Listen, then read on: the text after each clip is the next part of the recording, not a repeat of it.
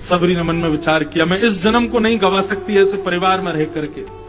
और अपने ब्याह वाले दिन ही अर्धरात्रि में सबरी घर छोड़ करके चली गई वन में। वन में जाकर के कितने दिन तक पेड़ों पर रही, फल खा करके रही, विचरण करती रही, नदी के जल से अपनी प्यास बुझाती। तभी मतंग ऋषि का आश्रम दिखाई दिया। सबरी ने भीतर प्रवेश नहीं किया, एकांत में रहती थी।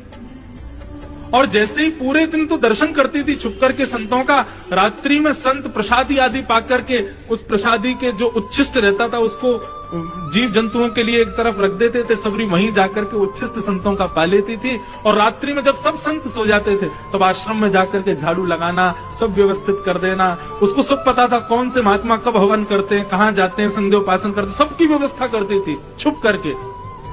सबके बर्तन रख देना, यहाँ पर अग्नि की व्यवस्था कर देना, लकड़ी काट करके ले आना, तुलसी पत्र पुष्प आदि सब जाके व्यवस्था कर देना। और जैसे ही ब्रह्म मुहूर्त होता संतों के उठने का समय, सबरी तुरंत भाग जाती पेड़ के ऊपर कहीं जाकर के वहां से दर्शन करती। संत महात्मा कहते, भैया ये कौन करके जाता है? इतनी साफ सफाई, ये लकड़ियों की व्यवस्था, पुष्प तुलसी आदि कौन करके जाता है? 2-4 दिन तक तो आश्चर्य करते रहे, लेकिन एक दिन मतंग ऋषि बोले कि ये कोई संत हृदय प्रेमी ही करता होगा। आज मैं सोने का नाटक करूंगा, सोऊंगा नहीं, रात्रि में देखूंगा कौन करता है।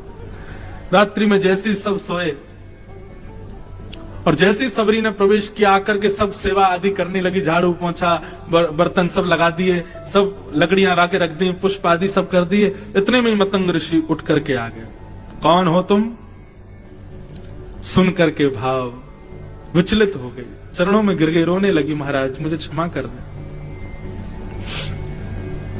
और अपना पूरा वृत्तांत बताया कि मैं कैसे ग्रह त्याग करके आई हूं, पर मैं क्या करूं, मेरा स्वभाव है, संत ऋषि महात्मा इन सब की सेवा में मुझे सुख लगता है। मतंग ऋषि बोले, कहां रहती हो तुम? वृक्ष के ऊपर। मतंग ऋषि के नेत्र सजल हो गए। बोले, देवी तुम्हारी सेवा से मैं बहुत प्रसन्न हूं। वैसे तो हम संन्यास धर्म में हैं, पर फिर भी मैं तुमको अपनी पुत्री रूप में स्वीकार करता हूं। और एक कुटिया बना करके उनको दे दी। कई संतों ने विरोध किया इस बात का, लेकिन मतंग ऋषि जानते थे ये परम पवित्रा है, इसका हृदय अत्यंत पवित्र है, सबरी अत्यंत पवित्रा है। मतंग ऋषि ने उसको स्थान दिया। अनेक दिनों तक अपने गुरु की सेवा करती रही। एक दिन अत्यंत वृद्ध अवस्था हो गई और जैसे ही प्राण निकलने लगे, मतंग ऋषि की सेवा करने लगी सबरी। तब मतंग ऋषि ने सबरी का हाथ पकड़ा और कहा, तुम्हारी सेवा से मैं बहुत प्रसन्न हूं, तुम्हारी सेवा से